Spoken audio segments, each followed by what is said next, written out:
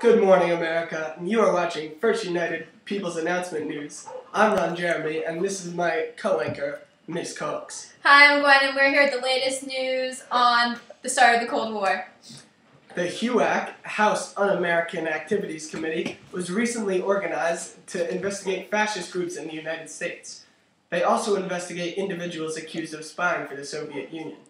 Now we're going to have a live report from Connor Dane on South Korea. Connor Dane here, coming to you live from South Korea.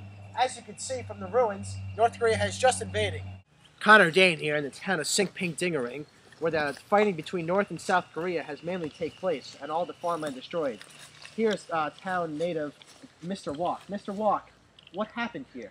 My fields are ruined. North Koreans bombed my fields, now I no grow rice. Can you describe to me the attack and what it meant to you? They came here and scared my children and burned my rice. What do I do now? Thanks, Connor. Back here at the studio, the media has been stirring up stories about Senator Joseph McCarthy. McCarthy claimed to the public that he had a alleged list of communists who worked for the State Department.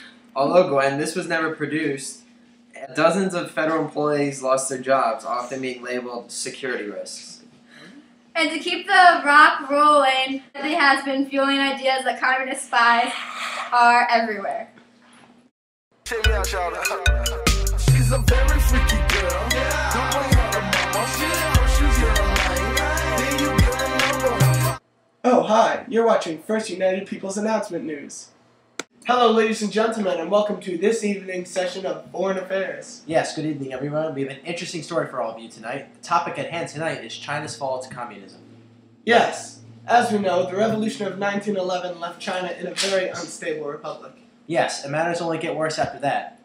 There are many Chinese students who established a new Chinese Communist Party.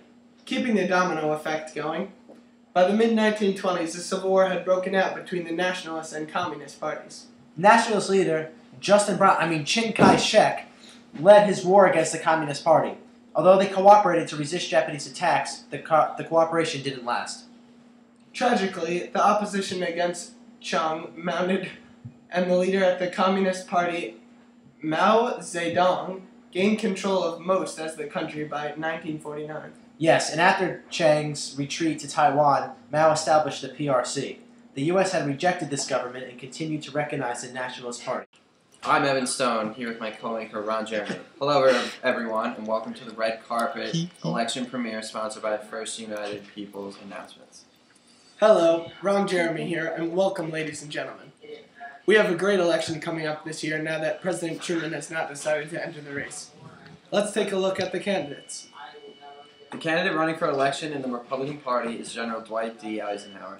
His resume consists of being the popular World War II hero. He even accompanied General MacArthur to the Philippines as an assistant military advisor. Oh, he seems like a tough competitor. Let's take a look at the Democratic candidate now. They selected Governor Adai Stevenson of Illinois.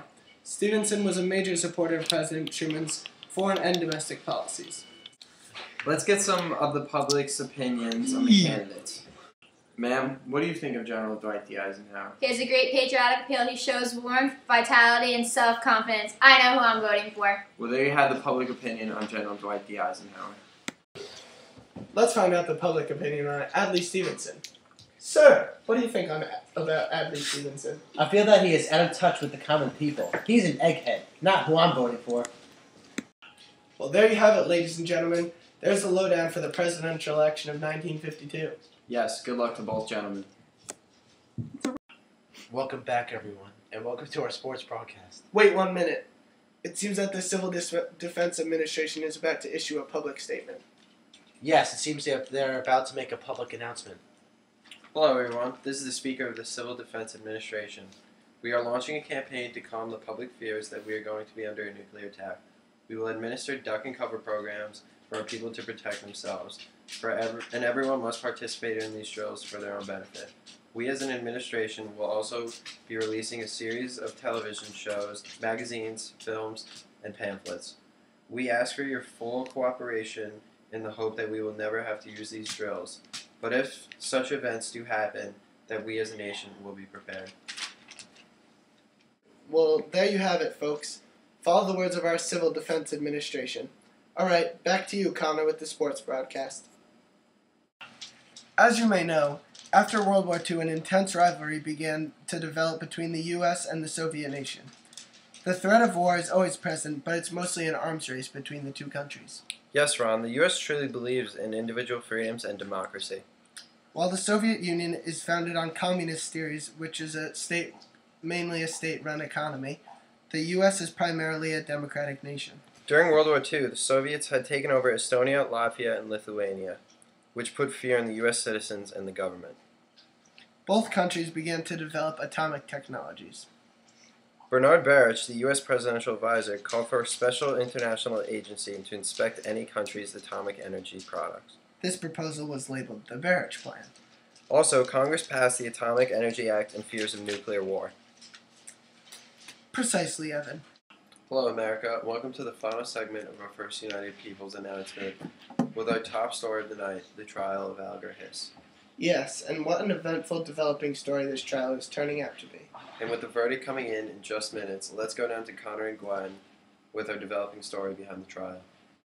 Thank you, Evan. I'm down here at the courthouse with Gwen Cox, where Alger Hiss's verdict is arriving in just minutes. Hello, Gwen, here to give you the scoop on what exactly is happening for you people who are just turning in. Yes, great point, Miss Cox. Well, what happened was 25-year-old Justin Bronner... No. That's not it. A man by the name Whittaker Chambers accused Alger Hiss of being a communist spy. Yes, and wasn't Whittaker Chambers one of a member of the Communist Party? Exactly. Chambers claimed that Alger Hiss allegedly gave him secret State Department documents to pass out to the Soviets. Wow, I believe Hiss denied these charges. Am I correct? Correct again, Connor. Republican Richard Nixon revealed apparent inconsistencies to Hiss's testimony. I'll take it from here, Gwen. To our understanding, Hiss sued Chambers for slander. Chambers then produced microfilmed copies of documents that he hid in a pumpkin. These microfilmed papers revealed evidence that Hiss lied to Huack. Yeah, so here we are waiting for the verdict, and it looks like there is a decision being made. It appears that Hiss is convicted of perjury and sentenced to 5 years of prison. Wow, what a dramatic ending. Back to you, Evan and Ron. Well, there you have it, the final segment of our First United People's announcement, the Alger Hiss trial. From all of us here at First United People's Announcement News, have a very good night, and we hope to see you tomorrow.